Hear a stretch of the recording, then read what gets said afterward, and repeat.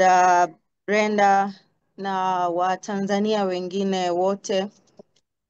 Leo ni siku nyingine tena muhimu sana kwa Watanzania kwa ujumla wetu sote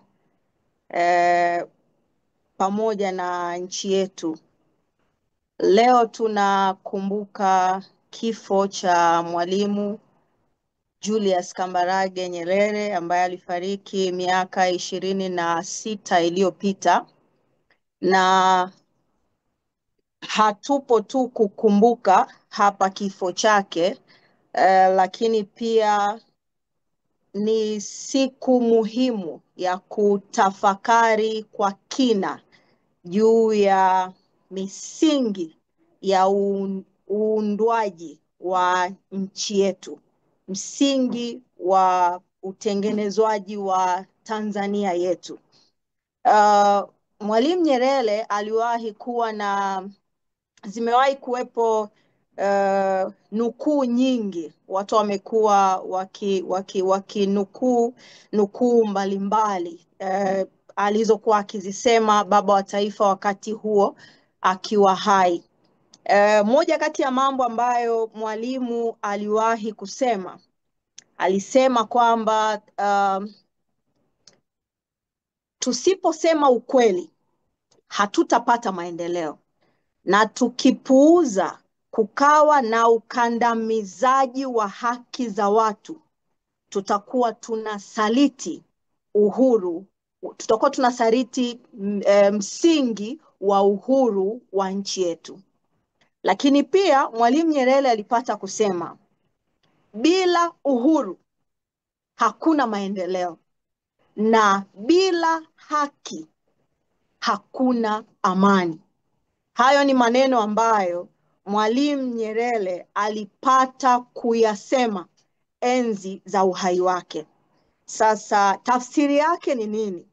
Tafsiri yake ni kwamba ukiona leo kuna mabango kila mahali yanahubiri amani, vyombo vya habari, hizi mainstream media zinahubiri sana kuhusu habari, kuhusu amani, vyombo mbalimbali ambavyo serikali imeamua kuvitumia vinahubiri sana kuhusu jambo la amani. Lakini Mwalimu anasema huwezi ukahubiri amani mahali pasipo na haki. Huwezi ukahubiri amani mahali ambapo hakuna haki. Ndivyo Mwalimu anavyotukumbusha. Maendeleo, msingi wa maendeleo wa nchi yetu utategemea sana uhuru wa watu. Utategemea sana haki za msingi za watu. Huo ndio msingi wa maendeleo wa nchi yetu. Sasa leo tumekutana hapa kidigitali. Tunajadili juu ya kumuenzi baba wa taifa. Kuna maswali tunapaswa kujiuliza. Je, bado tunaishi maono ya Mwalimu? Taifa letu lilijengwa katika msingi wa haki, katika msingi wa uhuru na msingi wa utu. Huo ndio msingi uliolijenga taifa letu. Sasa je, bado tunayaishi hayo maono ya Mwalimu? Lakini pia, je, kama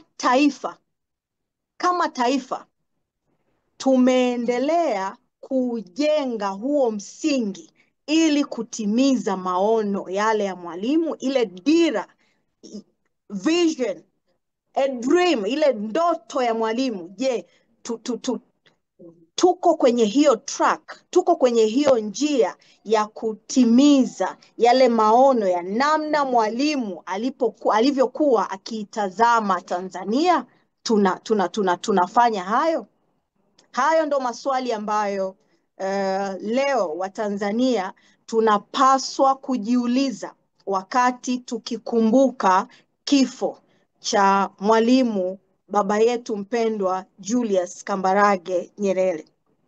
Mwalimu aliishi katika misingi ya haki na utu kwa kila Mtanzania.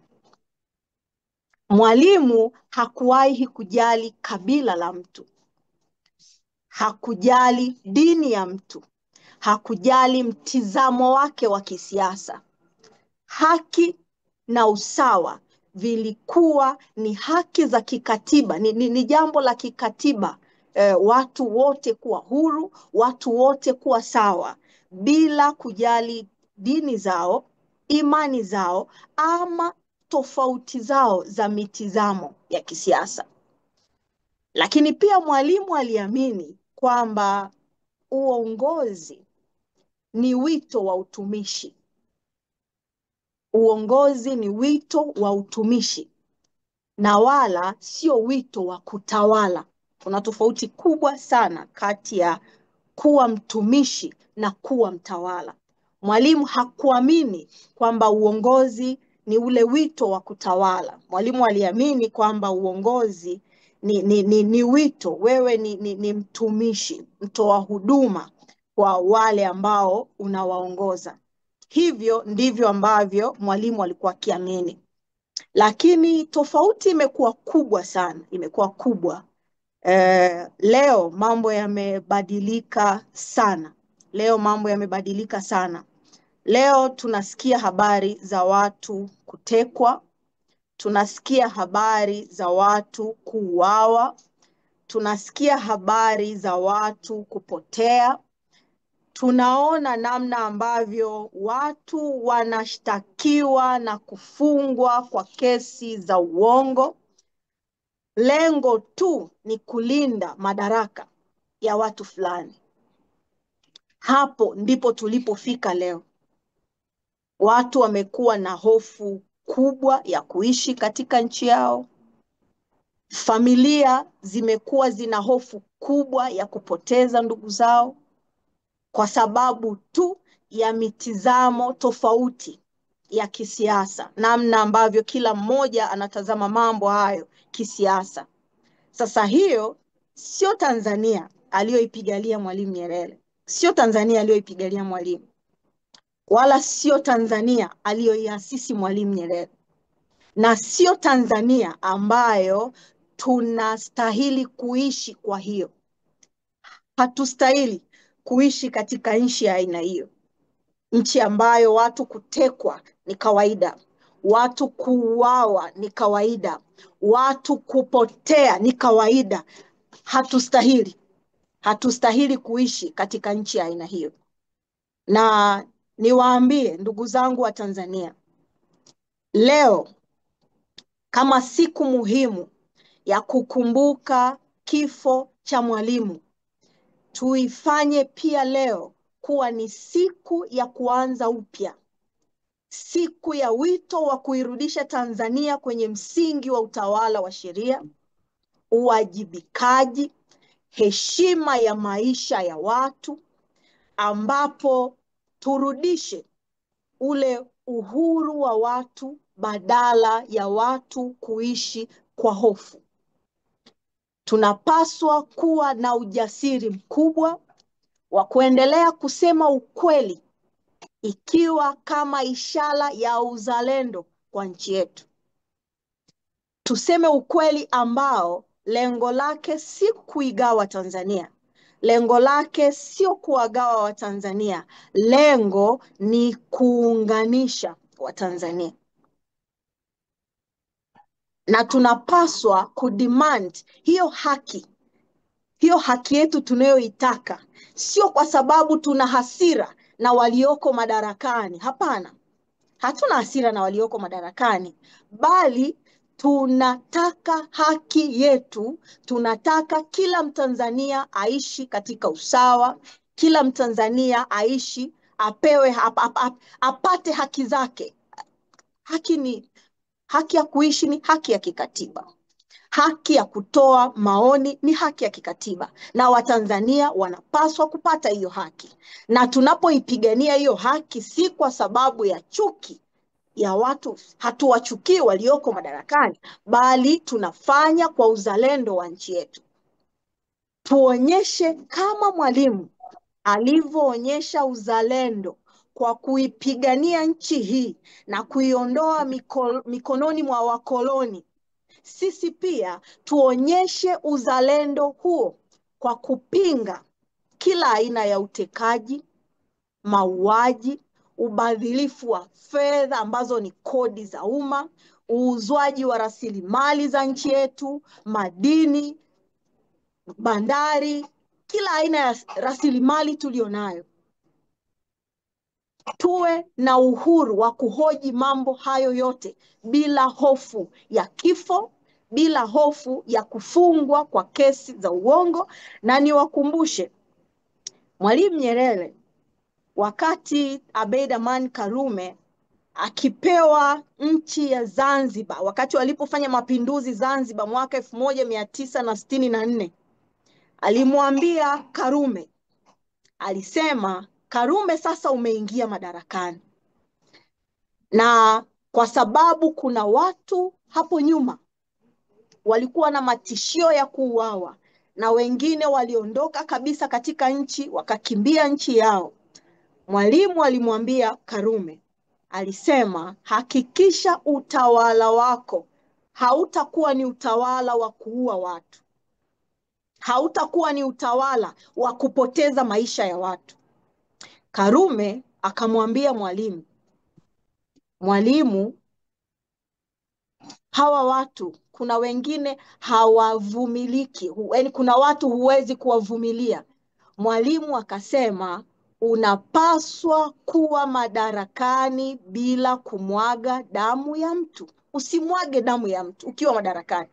Na ni imani yangu kama Mwalimu angekuwa hai leo, kila kiongozi aliyekuwa anaingia madarakani, kila kiongozi anapoingia madarakani, haya maneno Mwalimu angekuwa anayarudia. Umepewa nchi tayari, wewe ndo mtawala wa hii nchi, usimwage damu ya watu, usimwage damu ya watu, usimwage damu ya watu.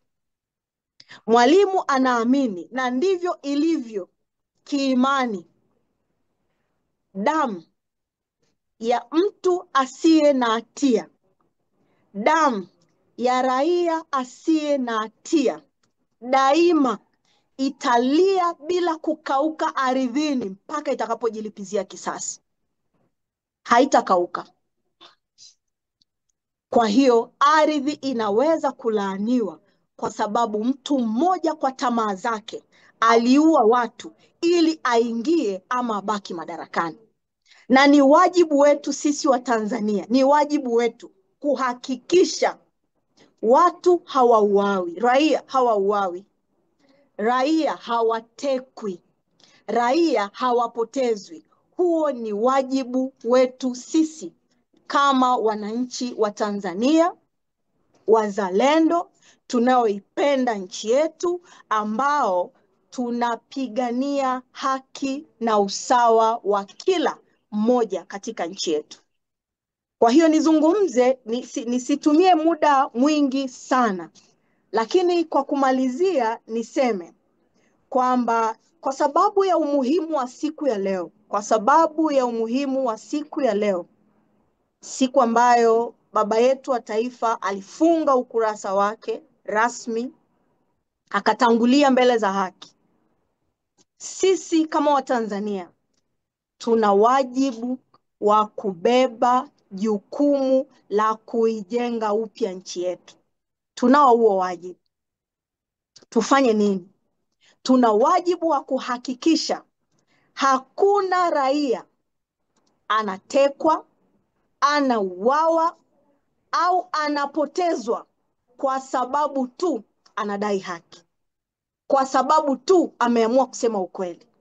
Asiwepo raia wa kutekwa, kuuawa ama kupotezwa kwa sababu tu alikuwa anadai haki.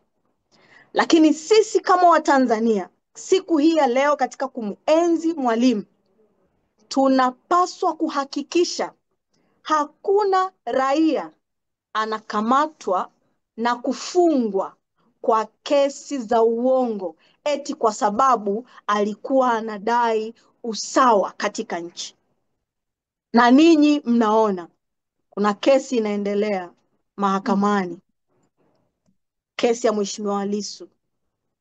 Amebambikizwa kesi ya uongo ya uhaini ambayo hukumu yake ni kunyongwa mpaka kufa, kwa sababu tu alitumia haki yake ya kikatiba kudai haki na usawa kwa kila Mtanzania.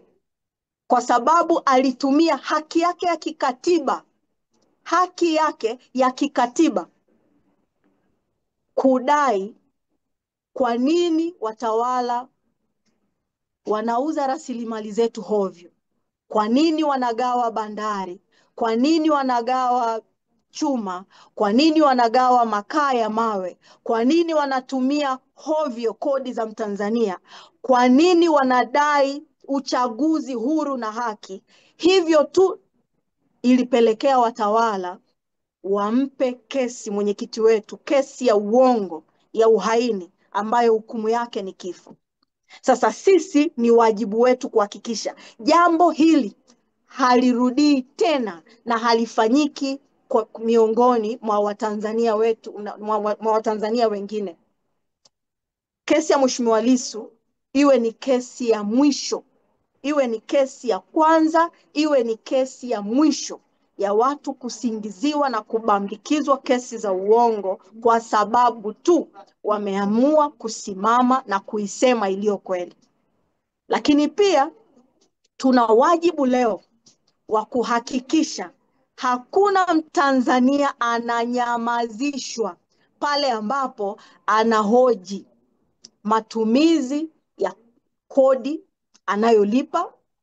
Kama kuna Mtanzania anahoji uuzwaji holela, mikataba ya hovyo ya rasilimali za nchi yetu, asiwepo Mtanzania wa kunyamazishwa kwa namna yoyote ile anapokuwa akihoji mambo haya, kwa sababu ni moja kati ya haki tulizonazo ambazo katiba yetu ya Jamhuri ya Muungano wa Tanzania imetupa.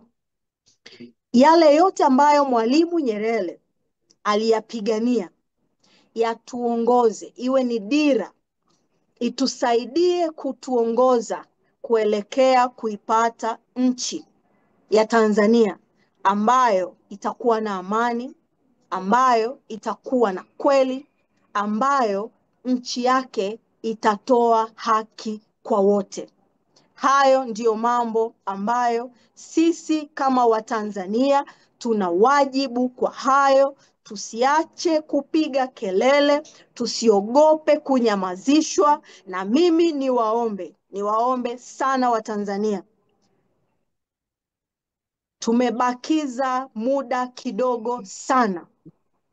Tumebakiza muda kidogo sana kuirudisha nchi kwenye mikono ya wenye mamlaka ambao ni wananchi. Tumebakiza muda kidogo sana. Ni hatua moja mbele wa Tanzania tukiamua kuchukua. Tutakomesha mauaji, tutakomesha utekaji, tutakomesha upoteaji wa watu, tutakomesha kesi za uongo ambazo zinafunguliwa kwenye mahakama mbalimbali Tanzania ili kuzima sauti za watu ambao wameamua kusema kweli. Tuna siku moja tu ya kubadili mambo hayo yote katika nchi yetu na kila jambo likabaki kuwa ni historia. Maamuzi yako mikononi mwetu na ni wakati sasa wa kuamua kwa usahihi juu ya nchi yetu mama Tanzania. Asanteni kwa kunisikiliza. Mungu ibariki Tanzania, Mungu ibariki Afrika. Asanteni sana. Asante.